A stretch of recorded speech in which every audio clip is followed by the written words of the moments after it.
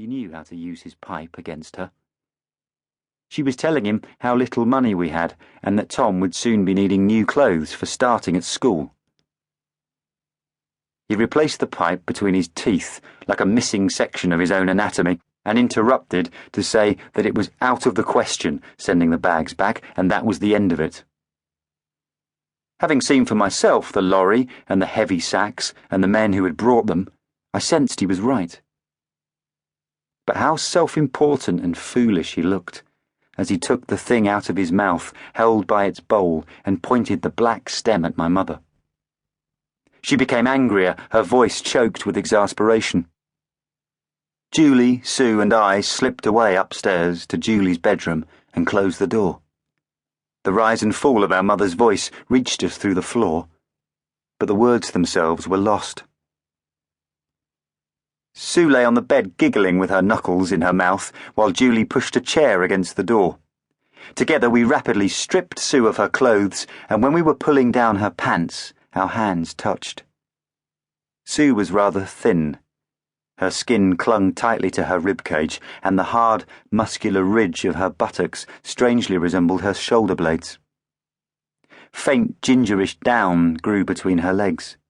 The game was that Julie and I were scientists examining a specimen from outer space.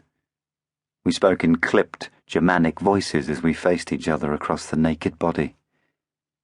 From downstairs came the tired, insistent drone of our mother's voice. Julie had a high ridge of cheekbone beneath her eyes, which gave her the deep look of some rare wild animal. In the electric light, her eyes were black and big.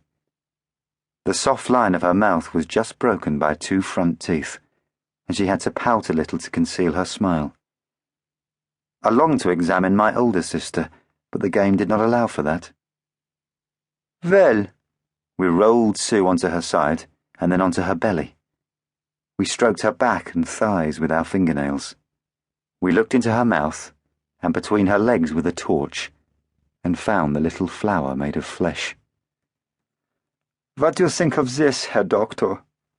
Julie stroked it with a moistened finger, and a small tremor ran along Sue's bony spine. I watched closely.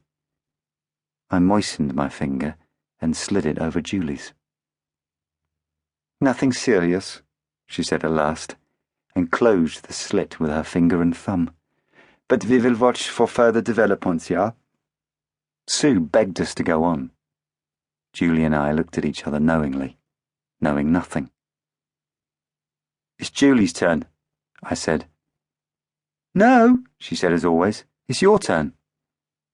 Still on her back, Sue pleaded with us. I crossed the room, picked up Sue's skirt, and threw it at her. Out of the question, I said through an imaginary pipe. That's the end of it. I locked myself in the bathroom and sat on the edge of the bath with my pants round my ankles.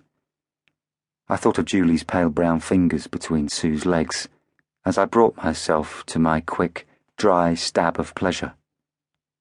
I remained doubled up after the spasm passed and became aware that downstairs the voices had long ago ceased. The next morning I went down into the cellar with my younger brother, Tom. It was large and divided into a number of meaningless rooms. Tom clung to my side as we descended the stone stairs. He'd heard about the cement bags, and now he wanted to look at them. The coal hole gave onto the largest of the rooms, and the bags were strewn as they had fallen over what remained of last year's coal. Along one wall was a massive tin chest, something to do with my father's brief time in the army, and used for a while to hold the coke separate from the coal. Tom wanted to look inside, so I lifted the lid for him. It was empty and blackened, so black that in this dusty light we could not see the bottom. Believing he was staring into a deep hole, Tom gripped the edge and shouted into the trunk and waited for his echo. When nothing happened, he demanded to be shown the other rooms. I took him to one nearer the stairs. The door was almost off its hinges, and when I pushed it, it came away completely. Tom laughed and had his echo at last returned to him from the room we had just left. In this room there were cardboard boxes of mildewed clothes, none of them familiar to me.